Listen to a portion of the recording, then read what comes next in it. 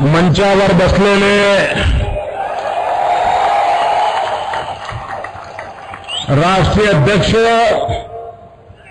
आदरणीय नितीन गडकरी जी,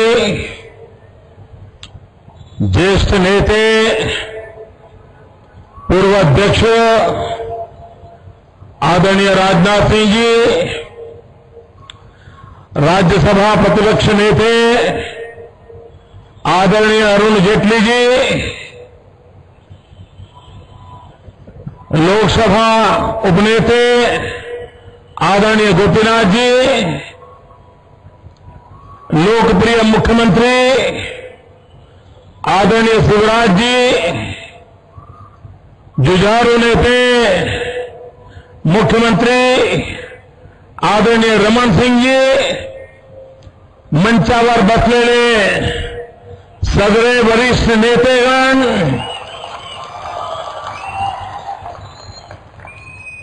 मुंबईकरांना माझे नमस्कार.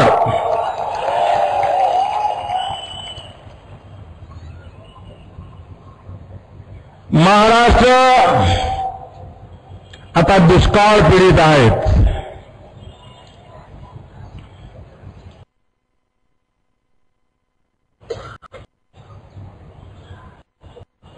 बिकट परिस्थिती आहेत. यावेळी महाराष्ट्राचे शेतकऱ्यांच्या प्रती माझी सहानुभूती व्यक्त करतोय. भाइयों बहनों,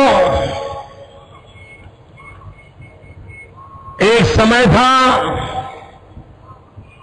गुजरात में 10 साल में 7 साल अकाल रहता था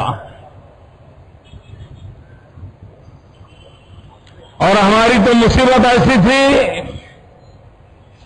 कि काफी बड़ा हिस्सा हमारा रेगिस्तान था और ये भी हमारी मुसीबत थी कि इधर रेगिस्तान था, उधर पाकिस्तान था और अकाल की इस अवस्था में रहने वाला गुजरात आज 10 साल हो गए. मेरे गुजरात में अकाल का नामो निशान नहीं है.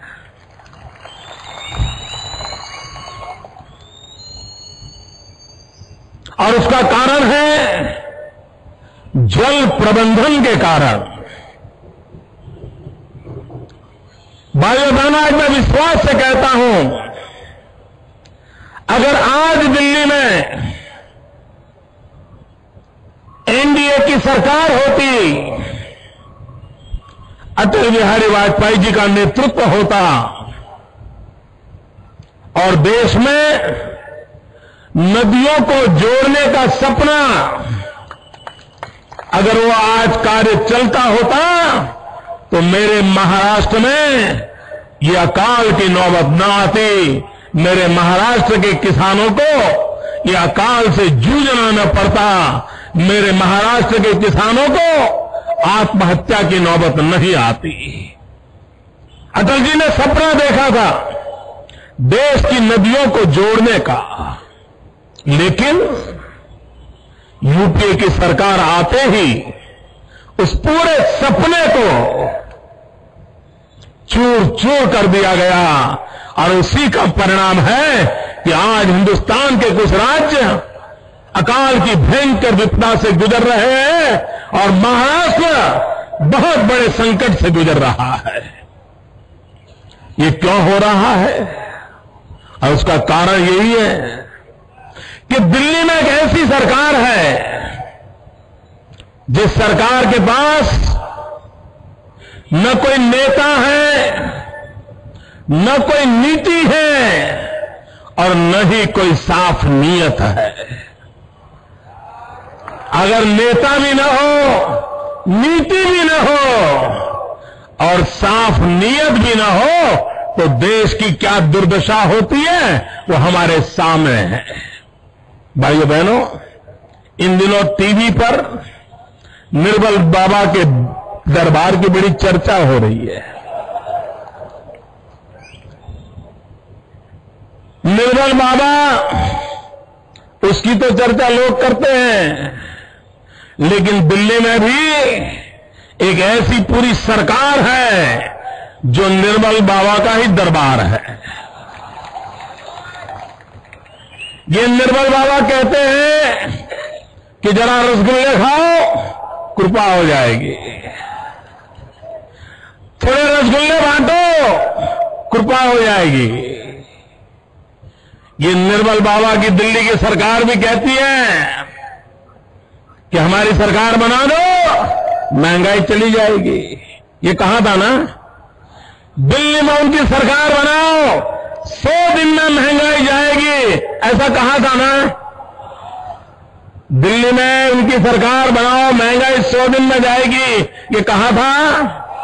जैसे निर्मल बाबा कहता है वैसे ही कहा था ना। गई भाई, निर्मल बाबा के खिलाफ तो केस चल रहा है। मैं जनता की अदालत में ये दिल्ली की निर्मल बाबा वाली ये सरकार के खिलाफ केस दर्ज कराने आया हूं भाइयों। ये जनता की अदालत में मैं केस दर्ज करने का ही आया हूं।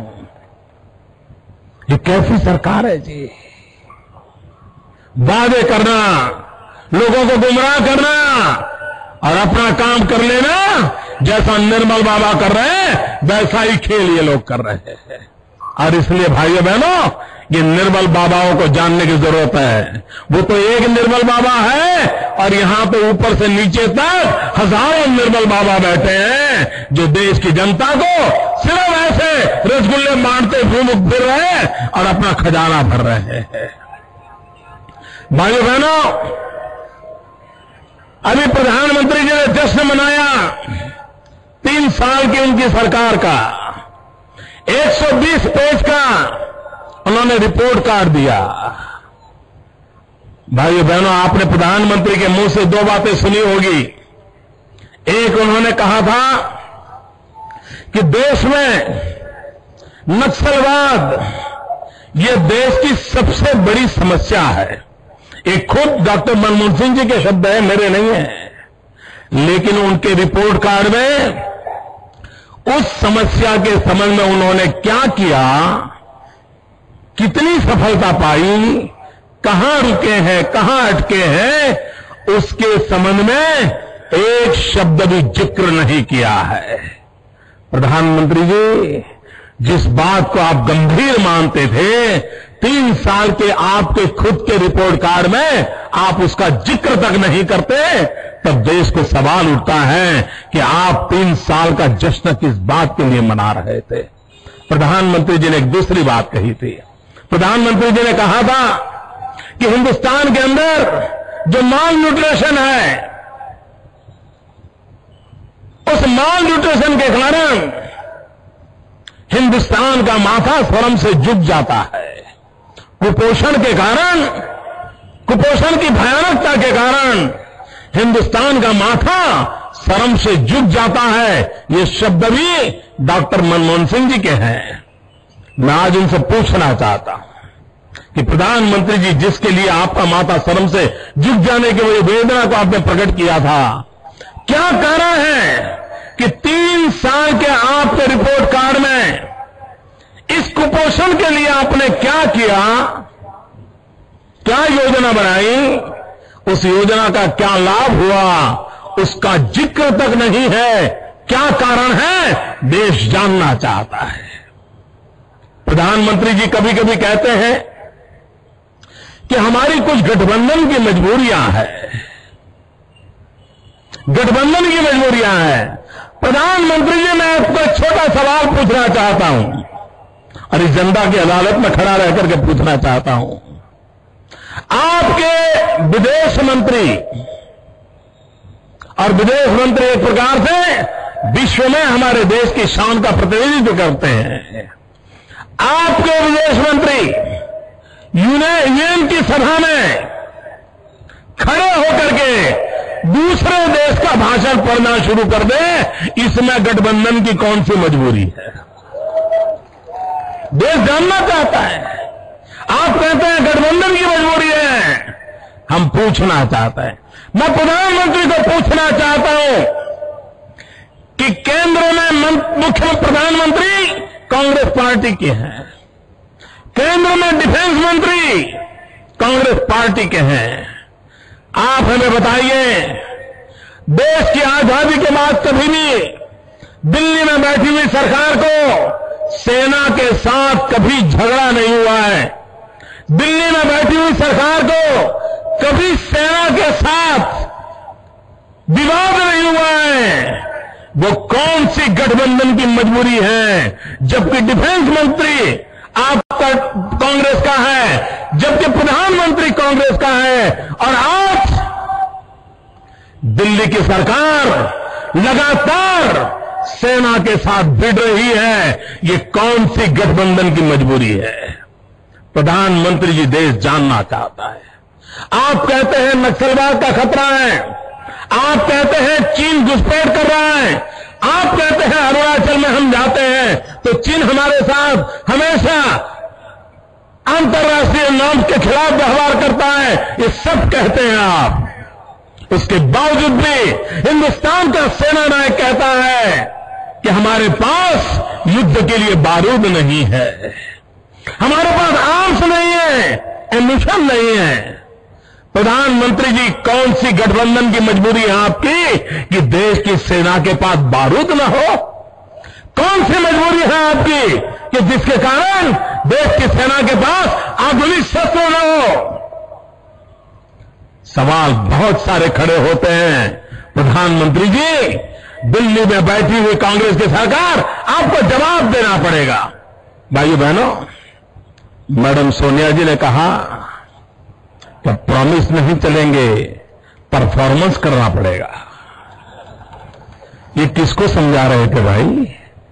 इसका मतलब ये तो तय हो गया कि इतने साल वो प्रॉमिस ही करते रहे हैं, परफॉर्मेंस नहीं किया है। इंदिरा जी के जमाने से गरीबी हटाओ का प्रॉमिस से लेकर के अब तक वो प्रॉमिस ही प्रॉमिस करते रहे हैं, परफॉर्मेंस नहीं किया है। उन्होंने प्रॉमिस किए हैं और वोट बैंक की राजनीति की है। परफॉर्मेंस का तो नामो निशान नहीं है। भाइयों बहनों, मैं एक उदाहरण देना चाहता हूं। इस देश में गरीबों की भलाई के लिए 20 सूत्री कार्यक्रम चल रहा है, 1975 से चल रहा है, और जो भी सरकार आई सब सरकारों ने उसको कंटिन्यू किया है, किसी ने उसको खारिज नहीं किया। और हर 3 महीने दिल्ली की सरकार उस काम का मॉनिटरिंग करती है कि हिंदुस्तान में किस राज्य ने 20 पॉइंट प्रोग्राम के इंप्लीमेंटेशन में क्या काम किया है। भाइयों बहनों, पिछले 10 साल से मैं सरकार में हूं, मैं देखता हूं ये 20 पॉइंट प्रोग्राम इंप्लीमेंटेशन में पहले 5 राज्य जो आते हैं वो या तो भाजपा सरकारें होती हैं या एनडीए की कोई न कोई सरकार होती है। कांग्रेस की एक भी सरकार का परफॉर्मेंस पहले 5 में नहीं आता है, नहीं आता है। और गरीबों की भलाई के काम होते हैं, नहीं आता है। और जब ये मैं बार बार बोलने लगा, एक बार हमारे मुख्यमंत्रियों की सभा में प्रधानमंत्री के सामने मैंने कहा कि ये आपका हालत है, तो उन्होंने क्या किया? करना तो ये चाहिए था कि कांग्रेस की सरकारों को समझाना चाहिए था कि भाई देखिए, ये भाजपा वाले आगे निकल रहे हैं, तुम भी कुछ परफॉर्मेंस करो। उन्होंने वो नहीं किया। दिल्ली सरकार ने क्या किया? वो जो 3 महीने हिसाब करते थे और उसका सारा रेटिंग डिक्लेयर करते थे, उसको ही बंद कर दिया ताकि दुनिया को पता न चले कि ये प्रॉमिस वाले कौन हैं और परफॉर्मेंस वाले कौन है। ये खेल चल रहा है। भाइयों बहनों, प्रधानमंत्री ने अपने रिपोर्ट कार्ड में अचीवमेंट बताया है। अचीवमेंट कौन सा बताया? उन्होंने अचीवमेंट बताया है कि पहले हमारा कृषि विकास दर 2.25% था और अब 3.25% हो गया है, 1% बढ़ोतरी हुई है। प्रधानमंत्री जी, ये सुनकर के हमें हैरानी हो रही है कि आप देश के सामने क्या रिपोर्ट कार्ड दे रहे हो। भाइयों बहनों, मेरा गुजरात जो 10 साल में 7 साल अकाल वाला गुजरात, पूरे 10 वर्ष गुजरात का एग्रीकल्चर ग्रोथ है 11%। और मेरे देश के प्रधानमंत्री हिंदुस्तान को बता रहे हैं कि हम 2.25 थे, अब 3.3 हो गए। ये हमारा बहुत बड़ा अचीवमेंट है। भाइयों बहनों, आप तय कर लीजिए कि आपको ये 2.25 से 3.25 चलने वाले लोगों से चलना है। देश डूब जाएगा, जनता भूखी मरेगी। अगर कृषि विकास की ये हाल हुआ तो देश के इंसान को खाने के लिए अन्न नहीं मिलेगा, ये हालत होगी। ये तो कुछ राज्य हैं जो मेहनत कर रहे हैं और उसके कारण कुछ फसल पैदा हो रही है, देश का पेट भर रहा है। दिल्ली की सरकार नहीं कर पा रही है और कृषि मंत्री आपके महाराष्ट्र के हैं। भाइयों बहनों, बिजली का क्षेत्र, ये निर्मल बाबा की सरकार, उन्होंने कहा था हम 50,000 मेगावाट बिजली का उत्पादन करेंगे और इस रिपोर्ट कार्ड में उन्होंने कहा है बड़े गर्व के साथ कि हमने 20,000 मेगावाट बिजली का उत्पादन किया। मैं जरा पूछना चाहता हूं प्रधानमंत्री जी, जरा देश के सामने सच्चाई बता दीजिए, ये 20,000 मेगावाट बिजली का उत्पादन हुआ है वो किस राज्य में हुआ है, किस राज्य की मेहनत के कारण हुआ है? और वहां पर 1%, 2% भी दिल्ली का कोई हिस्सा है क्या? नहीं है मेरे भाइयों बहनों, नहीं है। ये राज्यों के पुरुषार्थ को अपने खाते में डाल रहे और प्रधानमंत्री कह रहे हैं कि हम लोगों ने ये काम किया है। अरे इतना ही नहीं प्रधानमंत्री जी, आपके पास नीति न होने के कारण आज कोयले के बिना, आज हिंदुस्तान कोयले के बिना एक तरफ अंधेरा छाया हुआ है। लोग बिजली के लिए तरस रहे हैं। किसान को बिजली चाहिए, उद्योग को बिजली चाहिए, नौजवान को गांव में पढ़ाई के लिए रात को बिजली की जरूरत है। मां बीमार है तो बेटा चाहता है कि बिजली आए, पंखा चले, मां को छाता मिले। लेकिन प्रधानमंत्री जी, कोयले के कारण, आपकी नीतियों के अभाव के कारण, कोयले में भ्रष्टाचार चलने के कारण आज देश के बिजली के जो कारखाने लगे हुए हैं उनको सफिशिएंट कोयला नहीं मिल रहा है और उसके कारण जो बिजली के कारखाने लगे हुए हैं उसका आज सिर्फ 60% उपयोग हो रहा है, 40% वैसे के वैसे बंद पड़े हैं। कम से कम कोयला और गैस मिल जाता तो भी शायद ज्यादा बिजली मिल जाती और हिंदुस्तान के किसान को बिजली मुहैया होती। लेकिन सिर्फ कोयले के संबंध में आपकी नीतियों के अभाव के कारण आज ये स्थिति बनी है। और दिल्ली में प्रधानमंत्री ने पहली बार एक बात को स्वीकार किया है और मैं मानता हूं एक प्रकार से उन्होंने अपनी विफलता को स्वीकार किया है। अपने रिपोर्ट कार्ड में उन्होंने कहा है कि हमें राज्यों के साथ अपने संबंध सुधारने पड़ेंगे। मतलब पक्का हो गया कि उन्होंने राज्यों को कभी आदर के साथ, समानता के साथ स्वीकार नहीं किया। भाई बहनों, मैडम जयललिता जी ने मुख्यमंत्रियों की भरी सभा में कहा था कि आपने मुख्यमंत्रियों को और राज्यों को एक म्युनिसिपैलिटी में कन्वर्ट कर दिया है। आपने राज्यों को बहुत ही नीचे करने की कोशिश की है और मैं बड़ी गंभीरता के साथ आज दिल्ली की सरकार पर आरोप लगाता हूं कि दिल्ली की सल्तनत ने भारत के संघीय ढांचे को पिछले 50 साल में जो नुकसान ना हुआ हो उससे ज्यादा नुकसान ये यूपीए 2 ने किया है। मित्रों, हर राज्य को तबाह करना, हर राज्य को परेशान करना, संवैधानिक संस्थाओं का दुरुपयोग करना और राज्यों को प्रगति करने से रोकना, ये उनका कारनामा चल रहा है। अभी ये कानून लाए एनसीटीसी और क्या कहने के लिए आए? आतंकवाद के खिलाफ लड़ने के लिए ये एनसीटीसी की जरूरत है। मैंने इनको सवाल पूछा कि प्रधानमंत्री जी बताइए, आप राज्यों के हाथ से शक्ति क्यों छीन रहे हो? क्यों दिल्ली के कब्जे में सारी सत्ता हथिया रहे हो? कानून व्यवस्था अगर राज्य का विषय है तो ये खेल क्यों खेला जा रहा है? राज्यों को निशस्त्र क्यों कर दिया जा रहा है? उसको शक्तिहीन क्यों किया जा रहा है?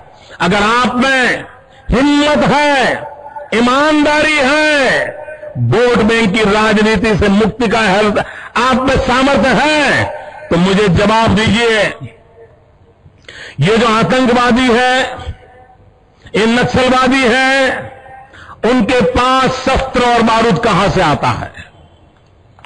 वो तो विदेश की धरती से आता है और सीमाएं संपूर्ण रूप से आपके कब्जे में है। सीमा सुरक्षा बल आपके कब्जे में है। जो आपके कब्जे में है उसको तो समझो, पास पहुंच जाते, उसको तो रोको। जवाब नहीं है। मैंने उनको दूसरा सवाल पूछा। हमने कहा आतंकवादियों के पास धन आता है, हवाले से आता है, पूरा मनी ट्रांजैक्शन का कारोबार भारत सरकार के कब्जे में है, आरबीआई के अंडर में है, बैंकों के माध्यम से होता है।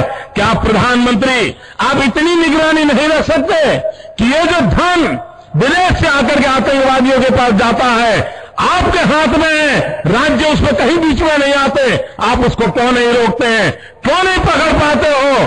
आप उसके लिए क्या करना चाहते हो? मैंने तीसरा सवाल उनको पूछा कि विदेशों से घुसपैठ ही आते हैं, घुसपैठ ही आतंकवादियों के रूप में आते हैं, आतंकवादी घटनाएं करते हैं, भाग जाते हैं। प्रधानमंत्री जी आप मुझे बताइए, सीमाएं आपके हाथ में है, कोस्टल सिक्योरिटी आपके हाथ में है, बीएसएफ सेना सब आपके हाथ में है, नेवी आपके हाथ में है, ये विदेश से घुसपैठ के कैसे घुस जाते हैं? आतंकवादी विदेशों से यहां कैसे घुस जाते हैं? आप जवाब दीजिए। व्यवस्था आपके पास है, उनके पास जवाब नहीं था। मैंने चौथा सवाल पूछा, मैंने उनसे पूछा प्रधानमंत्री जी बताइए, सारा कम्युनिकेशन भारत सरकार के अंडर में है, कोई भी अगर टेलीफोन पे बात करता है, ईमेल भेजता है, कोई भी कम्युनिकेशन करता है, भारत सरकार उसको कर सकती है। इंटरप्ट करके जानकारी कम्युनिकेशन चल रहा है और आप उसे रोक सकते हो। मैं पूछना चाहता हूं प्रधानमंत्री जी को, इस विषय में आपने क्या किया है? उनके पास जवाब नहीं था। मैंने पांचवा सवाल उनको पूछा, हमने पूछा प्रधानमंत्री जी बताइए कि आप विदेशों में जो आतंकवादी भाग चुके हैं, जो लोग विदेश में बैठ करके हिंदुस्तान में आतंकवाद की घटनाएं कर रहे हैं, उनको प्रत्यारोपण के द्वारा हिंदुस्तान लाने का हमें अधिकार होता है। आपकी विदेश नीति में वो क्या ताकत है कि आप अभी तक एक भी आतंकवादी को दुनिया के किसी देश से आप ला नहीं पाए हो? यह आपके अंडर में है। एक बार इन पांचों चीजों पर कुछ करके दिखाइए, आतंकवाद जड़ मूल से उखड़ जाएगा। राज्यों के अधिकार हथिया करके राजनीति के करने के खेल छोड़ दीजिए। भाइयों बहनों, दिल्ली की सल्तनत के पास मेरे इन सवालों के जवाब नहीं है। इस देश को आतंकवाद से अगर बचाना होगा, इस देश को नक्सलवाद से बचाना होगा, तो भाइयों बहनों, इस देश के 100 करोड़ नागरिकों ने, 120 करोड़ नागरिकों ने संकल्प करना होगा जीरो टॉलरेंस का। अगर जीरो टॉलरेंस का हमारा संकल्प होगा, तभी जाकर के हम आतंकवाद से, नक्सलवाद से, ये हिंसा से इस देश को बचा सकते हैं। लेकिन भाइयों बहनों, दिल्ली की सरकार में वो सीना नहीं है। 46 इंच का सीना लगता है दोस्तों, तब जाकर के होता है। ये नहीं कर सकते भाइयों बहनों। और इसलिए मैं कहना चाहता हूं कि भाइयों बहनों, देश के भविष्य के लिए इन्होंने 120 पेज का रिपोर्ट कार्ड दिया। आपको हैरानी होगी, हिंदुस्तान की 50% जनता हमारी माताएं बहनें हैं। 120 पेज के उनके रिपोर्ट कार्ड के अंदर एक शब्द माताओं बहनों की भलाई के लिए उन्होंने क्या किया, क्या अचीवमेंट किया, उसका जिक्र तक नहीं है। भाइयों बहनों, हिंदुस्तान आज दुनिया का सबसे युवा देश है। चीन के साथ अगर हमें स्पर्धा करनी है, 21वीं सदी हिंदुस्तान की सदी बनानी है, तो बनेगी हमारी युवा शक्ति के माध्यम से। चीन के अंदर स्किल डेवलपमेंट एक बहुत बड़ा अभियान चल रहा है। 50,000 से ज्यादा कोर्सेज के माध्यम से चीन के नौजवानों को हुनर सिखाया जाता है, स्किल डेवलप किया जाता है और पूरी दुनिया में अपने स्किल के माध्यम से व्यापार को हथियाने का प्रयास हो रहा है। मैं प्रधानमंत्री जी से पूछना चाहता हूं, आपने स्किल डेवलपमेंट के लिए क्या किया? आपके रिपोर्ट कार्ड में एक बार प्रधानमंत्री ने हमारी एनडीसी की मीटिंग में कहा था कि हम 500 स्किल डेवलपमेंट के कोर्सेज चालू करेंगे। 500। मैंने सवाल पूछा था, मैंने कहा प्रधानमंत्री जी चाइना 50,000 कर रहा है, आप 500 करोगे, एक एक रन बना करके सेंचुरी कब कर पाओगे मुझे बताओ? कोई जवाब नहीं था। और आज दुख की बात है 120 पेज के उनके रिपोर्ट कार्ड में स्किल डेवलपमेंट के लिए, हमारे युवाओं के लिए भविष्य में क्या देने वाले हैं, 3 साल में क्या दिया, उसका कोई जवाब ये दिल्ली की सल्तनत ने नहीं दिया है। भाइयों बहनों, अगर हम भारत की युवा शक्ति, जो देश दुनिया का युवा देश है, उसको अगर ये सामर्थ्य नहीं देते हैं, उनको ये शक्ति नहीं देते हैं, तो विश्व गुरु बनने का जो सपना है, दुनिया में महासत्ता बनने का सपना है, 21वीं सदी हिंदुस्तान की सदी बने, ये जो सपना है वो सपना वही के वही रह जाएगा। भाइयों बहनों, दिल्ली में ऐसी सल्तनत रहते हुए कोई सपने पूरे होने की संभावना नहीं है। महंगाई की जो हाल किया है, पेट्रोल का जो दाम बढ़ा है, उस पर कई वक्ताओं ने कहा है, इसलिए मैं उसका उल्लेख नहीं कर रहा हूं। और मैं एनडीए का भी की तरफ से पूरे भारत बंद का ऐलान किया गया है, और इसलिए दिल्ली की सरकार कैसे रिस्पॉन्ड करती है, देश इंतजार कर रहा है। देश सोच रहा है क्या भारत की जनता की भावनाओं का दिल्ली के दरबार में कोई आदर है कि नहीं। इसकी कसौटी का काल बनने वाला है, और दिल्ली की सरकार ऐसी है कि उसको हिंदुस्तान के आम आदमी की संवेदनाओं से कोई लेना देना नहीं है। वो सिर्फ अपनी राजनीति करने पर तुले हुए हैं। भाइयों बहनों, एक के बाद एक कानून ऐसे ला रहे हैं। अभी वो कम्युनल वायलेंस बिल पर सोच रहे हैं, उसमें तो उन्होंने तय किया है उस बिल में कि हिंदुस्तान का जो बहुमत समाज है उसको दोषी मान करके ही आगे कार्रवाई होगी। ये कौन सा खेल चल रहा है? भाइयों बहनों, अमरनाथ की यात्रा किसी जमाने में 3 महीने 4-4 महीने चलती थी। ये दिल्ली की सरकार की हालत देखिए, ये अमरनाथ की यात्रा के दिन कम होते होते होते अब 40-45 दिन पर आ गई है, और संख्या जाने वालों की 2 लाख से 8 लाख पहुंच गई है। लेकिन ये दिल्ली की सल्तनत न उनका ही पार्टनर सरकार है कश्मीर में, उससे ये नहीं करवा पा रही है कि हिंदुस्तान वासी अमरनाथ जाना चाहता है, कम से कम उसको अवसर दिया जाए। ये भी कराने का सामर्थ्य ये दिल्ली की सल्तनत में नहीं है। और इसलिए भाइयों बहनों, अब समय का इंतजार देश कब तक करेगा? समय की मांग है कि देश एक होकर के इस दिल्ली की सल्तनत के खिलाफ आवाज उठाएं। एक पल के लिए ये सरकार नहीं रहनी चाहिए, और जितने दिन ज्यादा रहेगी देश तबाह हो जाएगा। मैं आज इस मुंबई की सभा में मांग करता हूं कि ये जो रुपए की कीमत बहुत तेजी से घट रही है, एक साल में 25% गिरावट आई है। 25% गिरावट।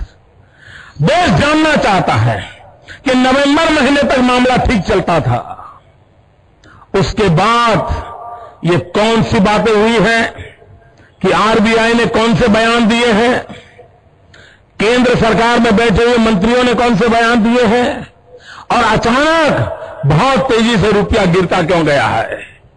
क्या इसके पीछे कोई षड्यंत्र चल रहा है? क्या रुपयों की हेराफेरी का कोई खेल चल रहा है? क्या अंतर्राष्ट्रीय अर्थ जगत के अंदर इस प्रकार से माल प्रैक्टिस करने वालों के नेटवर्क को कोई मदद पहुंचाई जा रही है? देश चाहता है प्रधानमंत्री जी, आप तो कभी अर्थ जगत के मुखिया के रूप में काम किया है, ये रुपयों की गिरावट, ये सिंपल आर्थिक कारणों से रुपयों की गिरावट नहीं दिख रही है। ये रुपये की कीमत आर्थिक कारणों से नहीं घटी है, कोई न कोई षड्यंत्र है, कोई हेराफेरी का खेल है जो देश जानना चाहता है। ये गंभीर सवाल मैं आज दिल्ली की सल्तनत के सामने उठा रहा हूं। ये ऐसे नहीं होता मित्रों। मैं शासन में बैठा हूं, मुझे मालूम है इस प्रकार से रुपया इतनी तेजी से गिर नहीं सकता। अरे नेपाल का रुपया नहीं गिरता है, बांग्लादेश की करेंसी नहीं गिरती है, पाकिस्तान की करेंसी नहीं गिरती, श्रीलंका की करेंसी नहीं गिरती। क्या कारण है हिंदुस्तान का रुपया पतला होता जा रहा है? ये जवाब देना पड़ेगा आपको। देश आपसे जवाब मांग रहा है। भाइयों बहनों, समय की कमी है, आदरणीय अध्यक्ष जी को भी सुनना है। आपने मुझे इतना प्यार दिया, मैं आपका बहुत बहुत आभारी हूं। नमस्कार।